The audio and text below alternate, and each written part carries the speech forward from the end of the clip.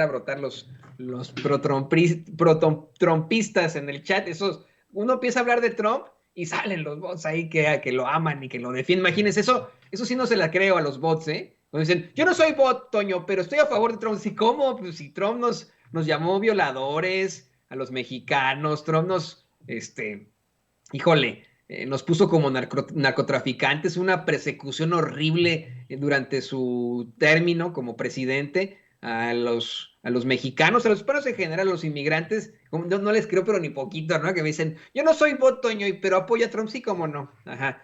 Pero bueno, querida Alina, tú que siempre eres muy, muy clara con tus pensamientos, con tus ideales, quiero explorar precisamente esa parte en la que el presidente López Obrador se burla de la declaración de Trump sobre su socialismo, ¿no? Dice Trump en el meeting que tuvo este fin de semana que le cae bien López Obrador, aunque sea socialista. Y hoy el presidente López Obrador dice, sí, pues a mí también me cae bien Trump, aunque sea capitalista, ¿no? Y al fin y al cabo, queda muy, muy claro, queda muy clara la opinión, la opción de precisamente la ultraderecha en el mundo, una ultraderecha que es cambiante y que con tal de convencerle a usted que nos ve y que nos escucha, bueno, pues pueden ser ambientalistas, pueden ser feministas, pueden ser luchadores por los derechos humanos. ¿Qué nos puedes decir sobre esto, querida Alina Duarte? Mira, Toño, en realidad la política en Estados Unidos ha girado tanto a la derecha durante las últimas décadas que cualquier cosa que no sea de ultraderecha es considerada socialista o comunista, ¿no? No simplemente es una campaña que hemos visto postguerra fría, sino que es real. Lo hemos visto en las últimas elecciones presidenciales, un fenómeno como el de Bernie Sanders que aglutinó a millones de personas en torno a educación, en torno a salud, en torno a derechos que ya están establecidos a nivel global que tendría que tener acceso a la población y que en Estados Unidos vira tanto a la derecha y tiene tanto eco esta cultura, esta ideología neoliberal, ¿no? Capitalista, que cualquier cosa que sea un derecho pareciera que efectivamente la gente es comunista. Y en ese sentido, México para Donald Trump ha significado eso y no es la primera vez que se refiere así al gobierno de México. Un Donald Trump que tú lo recordarás, Toño, en aquellos momentos durante las elecciones, cuando lo cubríamos aquí, yo estaba en Estados Unidos y yo recuerdo mucha de la gente diciendo es que tú apoyas a Biden y decía yo no apoyo ni a Biden ni a Trump, hay que acabar con esta cultura, ¿no? No solamente neoliberal, sino profundamente capitalista, imperialista y que el establishment en Estados Unidos significa tanto republicanos como demócratas. Y yo entendía que había un eco dentro de cierta población latina por el presidente Donald Trump en términos sumamente nacionalistas. Para quien no le siguió tanto la pista a Donald Trump, pues fue un poco ese efecto del outsider, ¿no? Un personaje que venía de fuera de la política de Estados Unidos y que era un poco como nuestro Vicente Fox, que se vendía, ¿no? Que además incluso, así como en México decían que Vicente Fox no iba a robar porque no necesitaba dinero, bueno, un poco esa era la lógica también con Donald Trump. Lo que fue muy difícil en los términos electorales, porque evidentemente mucho de nuestro auditorio, obviamente también tiene la doble nacionalidad y también podía votar en Estados Unidos. Obviamente en ese sentido tenían que votar o por Biden o por Donald Trump, ¿no? La opción de no votar era impensable y yo lo celebro, pero también se negaban a ver que con Donald Trump no solamente era esta relación con México, con López Obrador que se había mantenido al margen de los ataques, sino un personaje profundamente racista, nacionalista, le dicen supremacista, ¿no? Que en realidad es un poco este fascismo, ¿no? También, en lo cual incluso organizaciones muy serias en Estados Unidos, como el Southern Poverty Law Center, este centro de pobreza del sur, había registrado el incremento, no sé si del 20-30% de ataques con discursos de odio, ¿no? O ataques de odio durante la llegada de Donald Trump e incluso el incremento de grupos supremacistas en Estados Unidos. Es una realidad que se nos niega muchas veces, ¿no? Hacia afuera de Estados Unidos.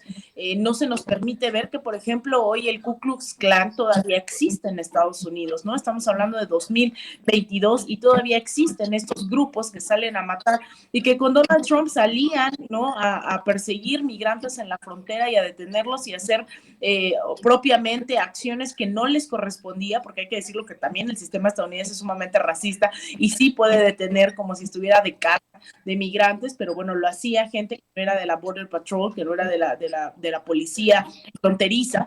Y ese era el tema de Donald Trump. Ahora, también, y con esto quisiera como concluir y profundizar también el debate con nuestro auditorio, decir que Andrés Manuel López Obrador está en su rol de presidente y él lo dijo en julio del año pasado, él no se va a poner con Sansón a las patadas, lo decía en el aniversario del natalicio de Simón Bolívar, 10 meses antes, semanas antes de la cumbre de la CELAC.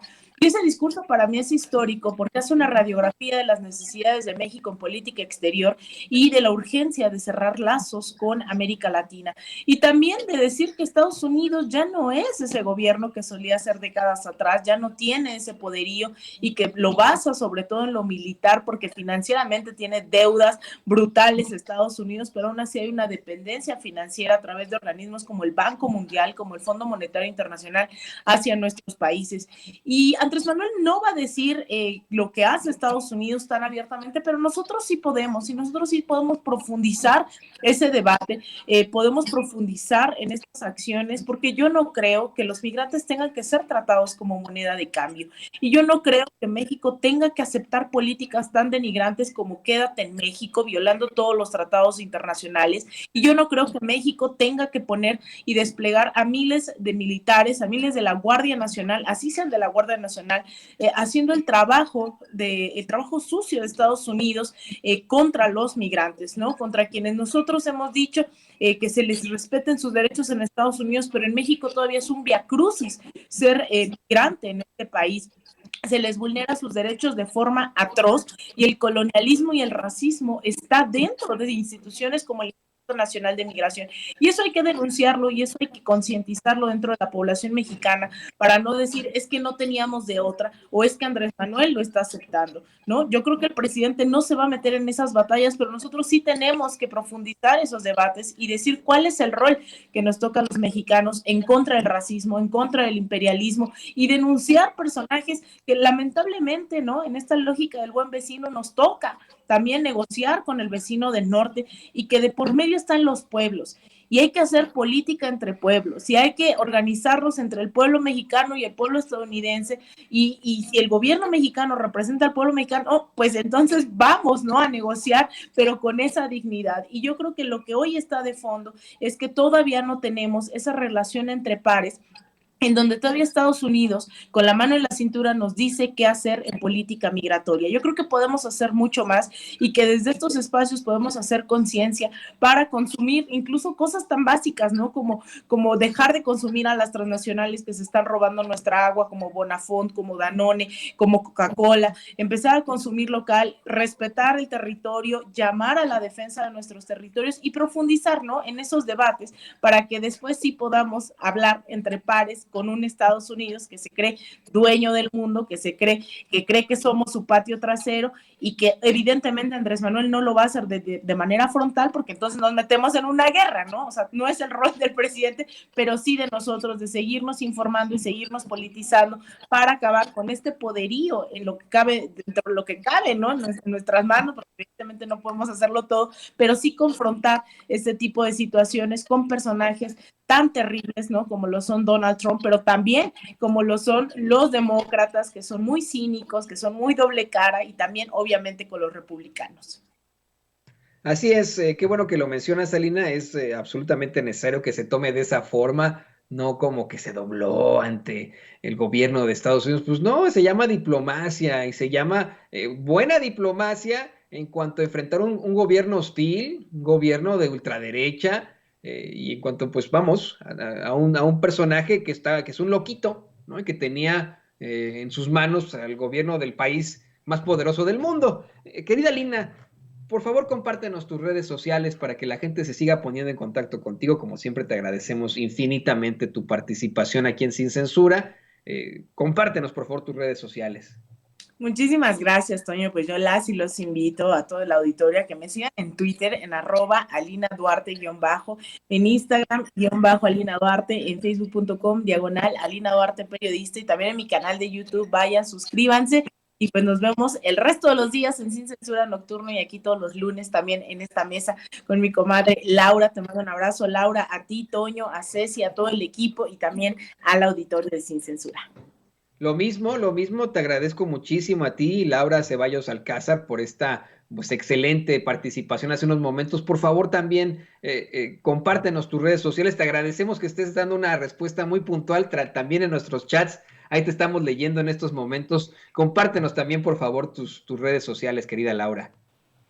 Bueno, pues a mí me pueden seguir en Twitter como @CeballosLaura, en Facebook como Laura Ceballos, y estamos haciendo todos los días trabajo en Sin Línea MX. Los invitamos a las 11 de la mañana de lunes a viernes, y eso cuando no haya que salir a trabajar como abogada, pero a las 11 de la mañana todos los días con diferentes temas, siempre relacionados a la política, porque pues lo mío es la política y no me ando cambiando de chaquetas. No vayan a creer que hoy soy feminista y luego ambientalista. No, señores. Nosotros hablamos de política y de derecho electoral, pero siempre con la responsabilidad de respetar la inteligencia de la gente que nos hace el favor de vernos. Y hoy aprovecho el comercial, va a estar nuestra queridísima Antares Vázquez a las 8:10 de la noche en Sin Línea MX, hablando con Chato Carreón, con Pepe Arias y con Eric Gutiérrez, hablando de todo lo que pasó en estas últimas 2 semanas y de lo que viene para la cuarta transformación. Así que los esperamos a las 8:10 de la noche hoy para hablar con Antares Vázquez. Muchísimas gracias, Toño, y un abrazote a mi querida Alina. Muchas gracias a ti, Laura. Gracias, Alina. Les mando todo mi cariño y le pido